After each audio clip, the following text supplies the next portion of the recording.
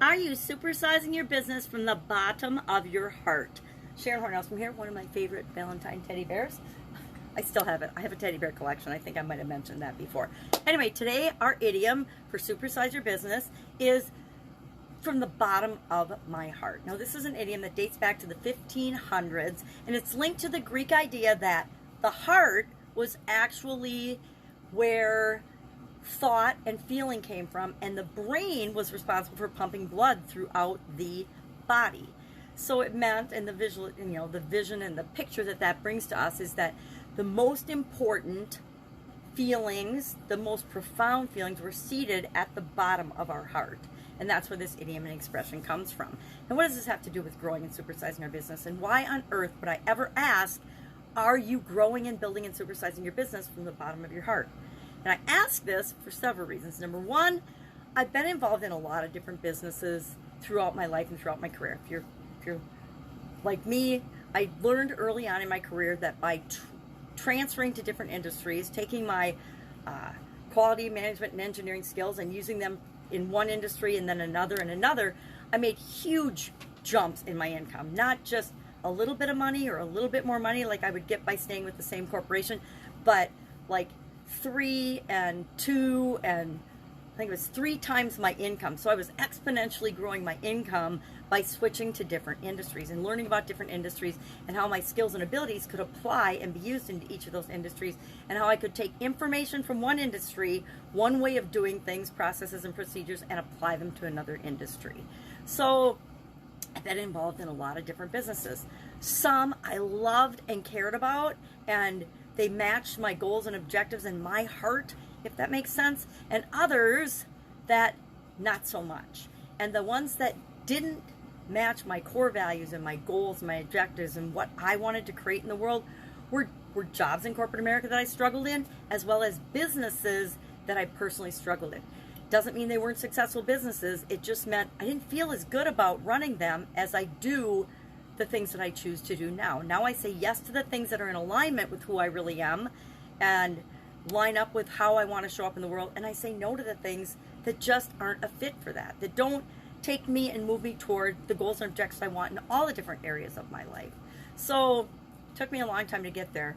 It took me 3, almost 4 decades to realize that we can do things that make us feel good and create the life we want, or we can do things that we think we should do, or that the world thinks we should do, or that our beliefs that we grew up with think we should do. We can make other people happy, or we can make ourselves happy. We can realize, and I think the biggest realization for me was that other people and other businesses and other entities are never going to feed my family, pay my bills, take care of me, or make me happy. That all has to come from within me. So I love this expression. I think about it often from the bottom of my heart, and maybe it's because I had a sudden cardiac arrest, I guess, in 2010, so it's a long time ago now, right? Almost a dozen years this fall. And I think I realized at about especially at the 6-year mark, because statistically most people that have a heart event like that, we either make massive lifestyle changes, which was the choice I make when I found out that was an option and I sure better do it, or they pass away by the 3-year or the 6-year mark. And since I'm at the 6-year and now doubled that, the 12-year mark, I'm feeling pretty awesome, right? Because I know that making those changes in all the different areas and aspects of my life, I'd say I had to change every area and aspect of my life. I changed the businesses I was in. I changed the relationships I was in. I changed the way I was thinking. I've had to change the way I was feeling about things. All the different areas and aspects of my life that I keep track of and that I set my life up in.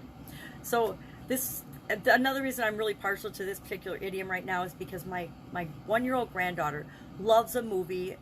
It's on Netflix, and it's called Duck, Duck, Goose. She loves ducks. I don't know why, but as a little girl, as soon as she was born as a baby, she has always loved ducks. So there's this movie called Duck, Duck, Goose.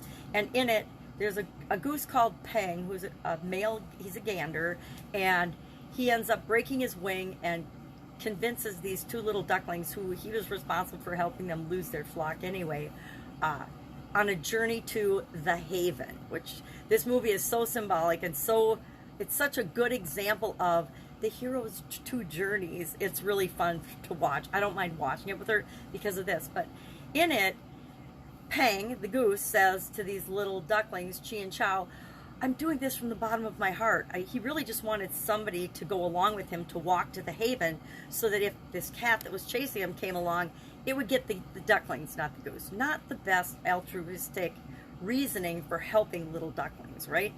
And then Chow, the little boy duck, says he's doing it from the heart of his bottom, and it just makes me smile and laugh, because any one of these idioms, any one of these expressions, any word, anything in life, we can twist to make it bad and negative and evil, or we can twist it and make it good and positive and make the world a better place. I say let's make the world a better place and move on, and that's how we supersize and grow our businesses. Again, that's just my way of doing it. Lots of people choose the other route, but I only these days work with people that make the world a better place, because why? We all want to make the world a better place. At least I used to believe we all wanted to. All right. Love this idiom, love this expression. If you have a from the bottom of your heart story, I would love to hear it.